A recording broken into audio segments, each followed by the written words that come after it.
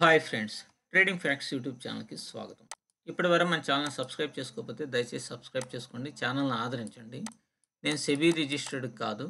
నేను చెప్పేటువంటి విషయాలన్నీ కూడా మొత్తం ఎడ్యుకేషనల్ పర్పస్గానే ఏదైనా ఉపయోగపడితేమో మీకు మీరు అనాలిసిస్ చేసుకొని ఫైనలైజ్ అనేటువంటిది చేసుకోండి. నేను చెప్పినట్టుగా ట్రేడ్ చేయమని ఎక్కడా నేను చెప్పడం లేదు, అది చేయమని కూడా నేను కోరుకోవడం లేదు.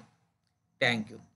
ఈ విషయంలోనికి వెళ్తే మనం పులి స్ట్రాటజీ అనే ర్యాబిట్ స్ట్రాటజీ అని ఇట్లా మనం కొన్ని స్ట్రాటజీస్ చెప్పుకుందాం. కొంచెం వీడియోస్ డిస్టర్బెన్స్గా ఉండొచ్చు, ట్రాఫిక్ చాలా ఎక్కువగా ఉండటం వల్ల ఏమనుకోవద్దు, క్షమించండి.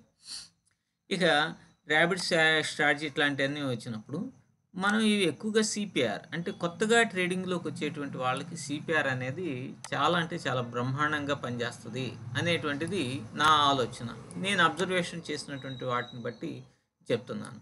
మీరు చెప్పినటువంటి 3 స్ట్రాటజీస్‌నే ఏ స్ట్రాటజీ వస్తే మీరు అప్లై చేయాలి అనేటువంటి దాన్ని గనక మీరు సరిగ్గా ట్రేడింగ్ టైంలో గనక అవగాహన చేసుకుంటే మంచి ఎంట్రీస్ వస్తాయని నా ఆలోచన. సో, ఈ ఇంకా ఏదన్నా ఫర్దర్‌గా ఇంకా లోతుగా అనాలిసిస్ చేయటానికి ప్రయత్నం చేసి మంచి మంచి వీడియోస్ మీకు ఇస్తాను. ఓకే. ఇక విషయంలోనికి వెళ్దాం. ఇక్కడ చాలామంది కూడా మన స్ట్రాటజీస్ గురించి చెప్తున్నప్పుడు ఈ సిపిఆర్‌ని ఎలా అప్లై చేయాలి ఏంటి అని చెప్పేసేసి అడుగుతున్నారు.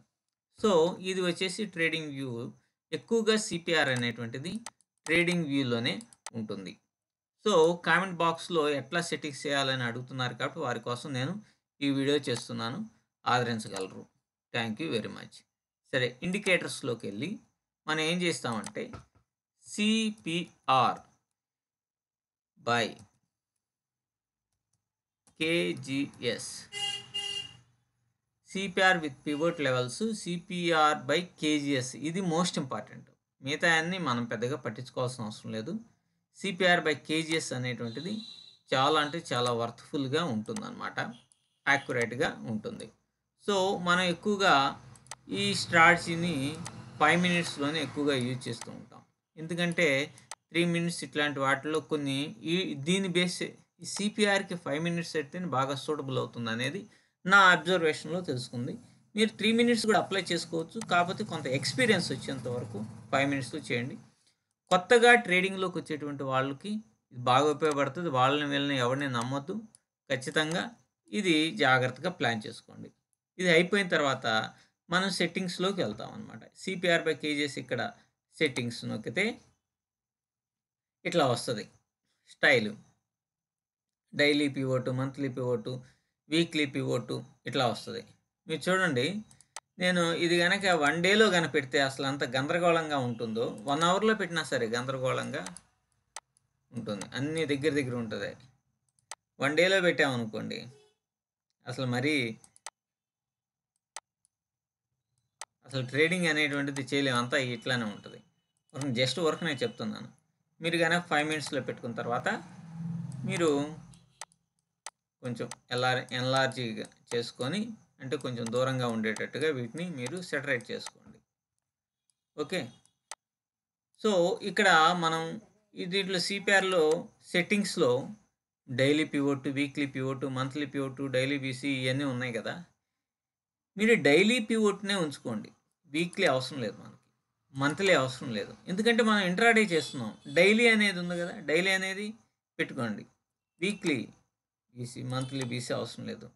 డైలీ అనేది ఉంచుకున్నారు. వీక్లీ టీసీ అవసరం లేదు, మంత్లీ టీసీ అవసరం లేదు. Daily R1, R2, R3, daily R2, R2, monthly మనకు అవసరం లేదు, వీక్లీ అవసరం లేదు. డైలీ R3, ఇక్కడేమో daily weekly R1, monthly R1s కూడా మనకు అవసరం లేదు. డైలీ R3, వీక్లీ అవసరం లేదు, మంత్లీ అవసరం లేదు, డైలీ అవసరం లేదు, వీక్లీ మంత్లీ అవసరం లేదు.